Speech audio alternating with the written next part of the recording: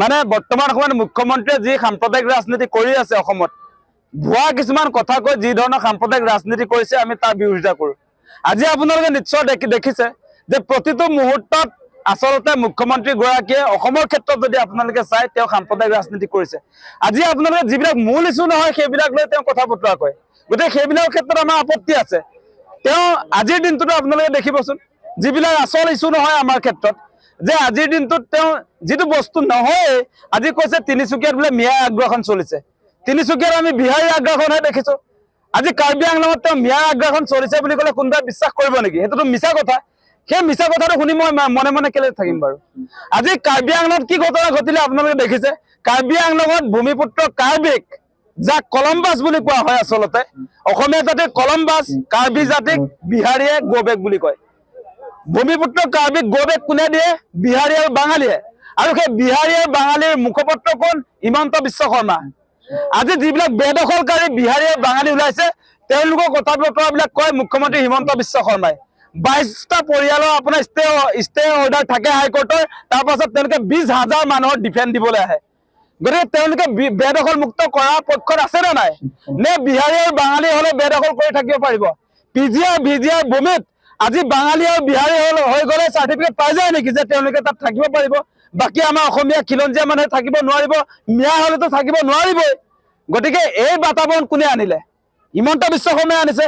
আজি কোনো কাৰ্বি আংলঙত থকা ভিজিআৰ ভূমিত বসবাস কৰা কোনো আচলতে মানুহে নিজৰ হাতত এইটো মোৰ ষ্টে অৰ্ডাৰ হাইকোৰ্টৰ আছে বুলি ক'বলগীয়া হোৱা নাই। সেই কথা কৈছে ৰাজ্যৰ মুখ্যমন্ত্ৰী হিমন্ত বিশ্ব শৰ্মাই, কাৰো হাতত নাই। আৰু তাৰ বিহাৰী আৰু যিবিলাক বাঙালী মানুহ আছে তেওঁলোকে কৈছে যে আমাৰ ৰাজ্যৰ মুখ্যমন্ত্ৰী ষ্টে অৰ্ডাৰ আছে বুলি কৈছে। কি হৈছে এইবিলাক কি মানে? আপোনাৰ ক'ত গা জ্বলিছে? আজি আপোনাৰ যিবিলাক বেদখলকাৰী, যিবিলাক বাঙালী আৰু বিহাৰী মানুহ, যিবিলাকে অসমৰ মাটিত আজি আপোনাৰ কাৰ্বি গোবেক দিলে, কাৰ্বি আংলঙত কাৰ্বি গোবেক দিলে, কাইলৈ তেওঁলোকে অসমত অসমীয়া গোবেক ধনি নিদিব নেকি? তাৰ কি নিশ্চয়তা আছে? তেওঁলোকৰ উমান পোৱা গ'ল। আৰু সেই মানুহবিলাকৰ শ্ৰদ্ধাৰ মুখ্যমন্ত্ৰী হিমন্ত বিশ্ব শৰ্মা। বহিৰাগত বনিয়া আৰু বহিৰাগত যিবিলাক বিহাৰী, মাৰোৱাৰী, বাঙালী যিবিলাকে অবৈধভাৱে অসমৰ মাটি আগ্ৰাসন কৰিছে, আজি তিনিচুকীয়াত কওক, আজি কাৰ্বি আংলঙত কওক, গোটেই অসমত আজি মূল টাউনবিলাক কাৰ দখলত আছে? আজি মিয়াৰ দখলত আছে নে? যে আপোনালোকে যিবিলাক টাউনৰ কথা কৈ আছে, আজি মুখ্যমন্ত্ৰী হিমন্ত বিশ্ব শৰ্মাই যে গুৱাহাটীত যিটো কথা কৈছে যে উবেৰ ড্ৰাইভাৰটো সুধিবচোন তেওঁ চিনাকি নে অচিনাকি। সেই কথা যে কয় শ্বপিং মল বিলাক কাৰ তেনেহলে?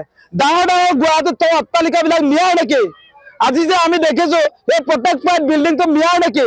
আজি আপোনাৰ চিটি চেণ্টাৰ মিয়াৰ নেকি? আজি গণেশগুৰিত থকা এই ডাঙৰ অট্টালিকাবিলাক য'ত কাপোৰৰ শ্বপিং মল বিলাক আছে, আজি সেই শ্বপিং মল বিলাক মিয়াৰ নেকি? সেই প্ৰশ্নটো মুখ্যমন্ত্ৰী হিমন্ত বিশ্ব শৰ্মাই উত্থাপন কৰিছো। আজি বহিৰাগত বনিয়াই গোটেই অসমৰ প্ৰতিটো জিলাৰ আপোনাৰ টাউন বিলাক দখল কৰিলে, প্ৰতিটো জিলাৰ। গতিকে আজিৰ দিনটোত মুখ্যমন্ত্ৰীয়ে এই কথা বতৰাবিলাক পাহৰাবৰ কাৰণে মূল সম্পত্তি দখল কৰা সেই বিহাৰী, মাৰোৱাৰী, বাঙালীক তেওঁ আপোনাৰ নিৰাপত্তা দিবৰ কাৰণে, সেই মানুহবিলাকক বচাবৰ কাৰণে তেওঁ মিয়াৰ নামটো উল্লেখ কৰিছে। মূল শত্ৰু কেৱল মিয়া নহয়, মিয়া যিবিলাক আছে সেইবিলাক আপোনালোকৰ যিবিলাক মানুহক দেখুৱাইছে সেইবিলাক শত্ৰু নহয়, আচল শত্ৰু বেলেগ। আচল শত্ৰু মুখ্যমন্ত্ৰী হিমন্ত বিশ্ব শৰ্মা, যাক নিৰাপত্তা দিব খুজিছে, যিবিলাকে আমাৰ টাউনবিলাক দখল কৰিলে, যিবিলাক আমাৰ আচলতে হাইৱে বিলাকৰ কাষে কাষে থকা মূল্যৱান মাটিবিলাক দখল কৰিলে, সেইবিলাক আমাৰ প্ৰকৃত শত্ৰু। গতিকে তেওঁলোকে মুখ্যমন্ত্ৰী হিমন্ত বিশ্ব শৰ্মাই বিজেপি চৰকাৰে এটা মিয়া অচিনাকি মানুহ বুলি, মোগল বুলি এটা ভুৱা কনচেপ্ট তৈয়াৰ কৰিছে, মানুহৰ মনত ছেটিং কৰিছে। কিন্তু তাৰ সমান্তৰালভাৱে তেওঁ এটা কাৰ্যসূচী লৈছে, চাৰিওফালে অসমৰ মাটি, ট্ৰাইবেল বেল্টৰ মাটি আজি আদানী আম্বানী গতাইছে, ৰামদেৱক গতাইছে। আজি পাৱাৰ প্ৰজেক্ট নিৰ্মাণৰ নামত এই আপোনালোকৰ ওচৰৰ পৰ্বতযোৰাত প্ৰায় 3000 বিঘা মাটি আপোনাৰ এই কি বুলি কয় পাৱাৰ প্ৰজেক্টৰ নামত আদানীক গতাবৰ কাৰণে 6 শিডুলৰ মাটি, বিটিআৰ মাটি সেইটো পাৰে নেকি দিব? আজি কাৰ্বি আংলঙত য'ত 6 শিডুল আছে তাৰ মাটিও আপোনাৰ এই আদানী আম্বানী বৃহৎ কৰ্পৰেট গোষ্ঠীক তেওঁ দিব খুজিছে। আৰু সেই কথা বতৰাবিলাক লুকুৱাবৰ কাৰণে তেওঁ মিয়া উবেৰ ড্ৰাইভাৰটোক টানি আনিছে। সেই কথাটো মেইন কথা। অসমৰ ৰাইজ মেইন কথাত আমি ধৰিব লাগিব। মেইন কথা কোনটো? যে আমাৰ কৃষি পথাৰবিলাক আদানী আম্বানীক দি দিয়া হৈছে, আমাৰ কৃষি পথাৰবিলাক ৰামদেৱক দি দিয়া হৈছে, আমাৰ কৃষি পথাৰবিলাকক আমাৰ মেইন টাউনবিলাকত এতিয়া মাৰোৱাৰী, বিহাৰীয়ে গোটেই মাটি দখল কৰিছে। সেইটো মূল ইছ্যু।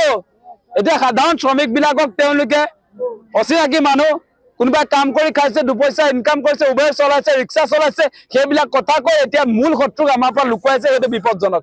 গতিকে সেই ৰাজনীতি আমি কেতিয়াও কৰিবলৈ নিদিওঁ।